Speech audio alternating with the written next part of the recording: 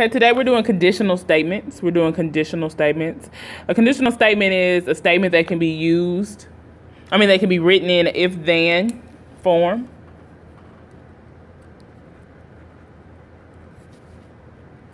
And you should have this paper, so you should be writing on this, and you're going to glue this into your spiral and make sure you update your table of contents.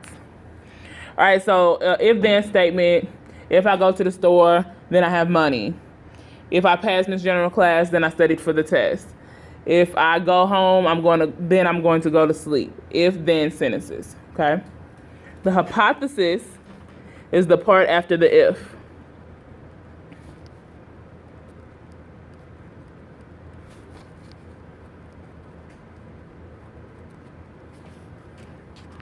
It's the part after the if. The conclusion is the part after the then.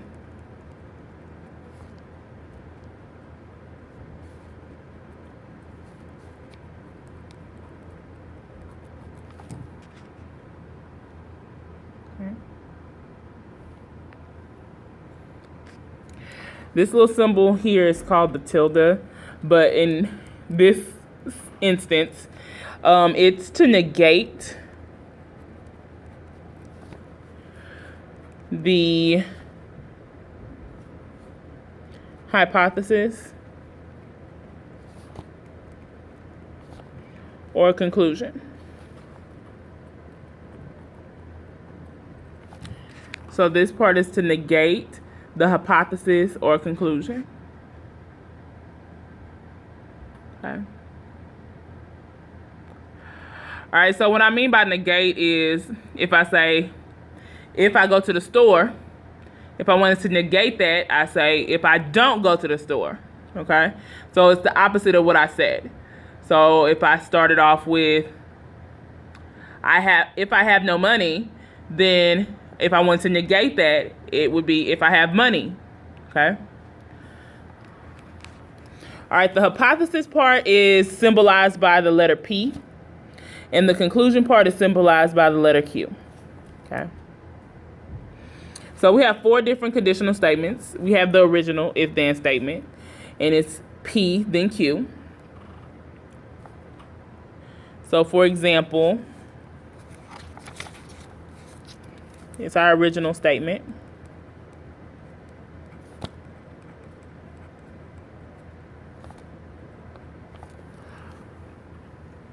So if, for example, if I have money, then I'll buy candy.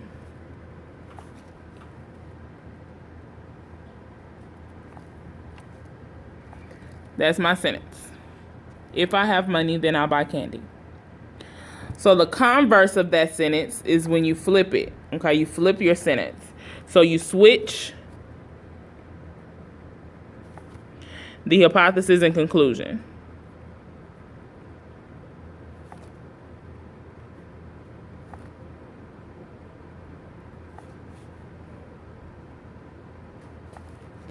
That's when you switch the hypothesis and conclusion. So with our example, it would be if I buy candy, then I have money.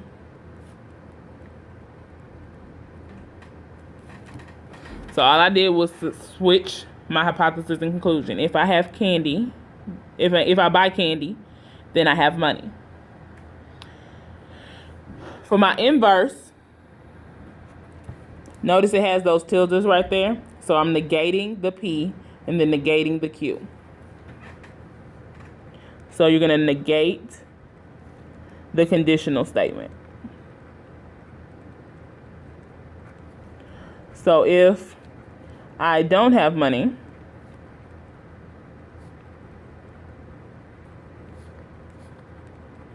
then I won't buy candy.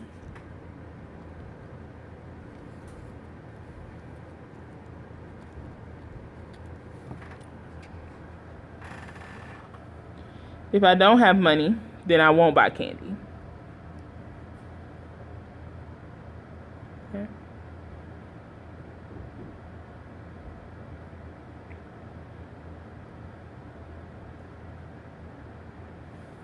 All right, then my contrapositive, I'm going to switch the P and Q again, so from the beginning, and I'm going to negate both of them.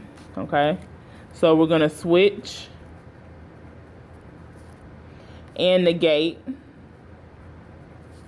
the conditional.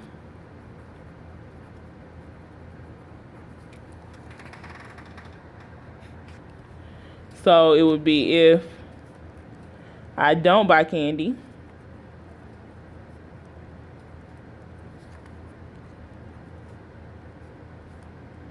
then I don't have money.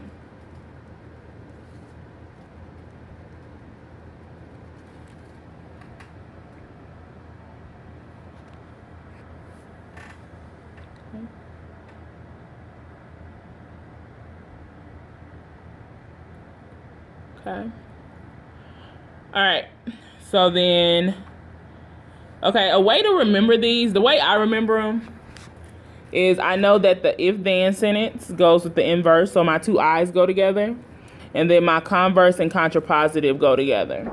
So my converse would be just like my contrapositive, okay? My converse would be just like my contrapositive except negated, okay? So that's how I remember the two. My counter example is to show a conjecture is false. You have to find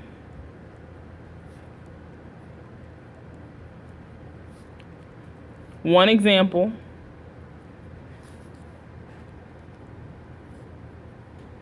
in which